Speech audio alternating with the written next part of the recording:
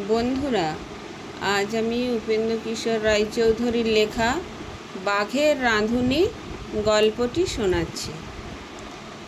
এক বাঘের বাঘিনী মরে গিয়েছিল। মরবার সময় বাঘিনী বলে গিয়েছিল, আমার ছানা দুটো রইল, তাদের তুমি দেখো। বাঘিনী মরে গেলে বাঘ বললে, আমি কি করে বা ছানাদের দেখব, কি করেই বা ঘরকন্না করব।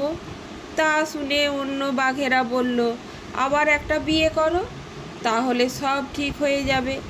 বাঘও ভাবল একটা বিয়ে করলে হয়, কিন্তু আর বাঘিনী বিয়ে করব না, তারা রাঁধতে টানতে জানে না। এবারে বিয়ে করব মানুষের মেয়ে, শুনেছি তারা খুব রাঁধতে পারে। এই মনে করে সে মেয়ে খুঁজতে গ্রামে গেল। সেখানে এক গৃহস্থের একটি ছেলে আর একটি মেয়ে ছিল। বাঘ সেই মেয়েটিকে ধরে এনে তার ছানা দুটোকে বলল, দেখ রে, এই তোদের মা। ছানা দুটো বললে, লেজ নেই, দাঁত নেই, রোয়া নেই, ডোরা নেই, ও কেন আমাদের মা হবে? ওটাকে মেরে দাও, আমরা খাই।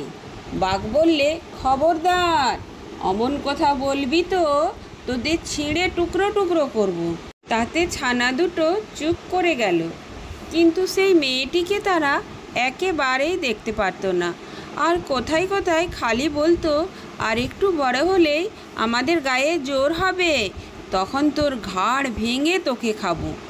সেই মেয়েটির দুঃখের কথা আর কি বলবো।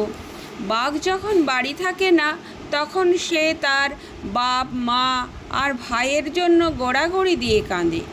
বাঘ এলে তার ভয়ে চুপ করে থাকে। এমনি তার দিন যায়।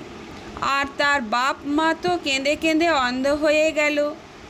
আর ভাইটিও দিন কত খুব কাঁদলে তারপর তার মা বাবাকে বললে, শুধু ঘরে বসে কাঁদলে কি হবে, আমি চললুম, দেখি বনের সন্ধান করতে পারি কি না। এই বলে সে ঘর থেকে বেরিয়ে খালি বনে বনে ঘুরতে লাগলো। ঘুরতে ঘুরতে শেষে সেই বাঘের বাড়ি এসে তার বোনকে পেল। বোনটি তার দেখেই কাঁদতে কাঁদতে বললে, ও দাদা, তুমি কেন এলে? বাঘ এলেই যে তোমাকে ধরে খাবে। ভাই বলল, খাবে, আমি তোকে না নিয়ে ফিরছি না, এখন আমাকে লুকিয়ে রাখ, তারপর দেখব এখন। তখন তারা দুজনে মিলে রান্নাঘরে গর্ত খুঁড়ল। মেয়েটি সেই গর্তের ভেতরে তার ভাইকে বসিয়ে শিল চাপা দিয়ে রাখল। তারপরেই বাঘ এসে তার ছানা দুটোকে নিয়ে খেতে বসলো। ছানা দুটো ভালো করে খাচ্ছে না, খালি বলছে, বাবা গো বাবা, তোর কি শালা, মোর কি মামা, মার কি সদর ভাই, শিলের তলায় কুমকুম করে তুলে দেই না খায়। বাঘ সেদিন কার ওপর চটে এসেছিল, তাই ছানা দুটোর কথা শুনেই ঠাস ঠাস করে তাদের দুটো চড় মারল। তারা কি বলছে তা ভেবে দেখল না।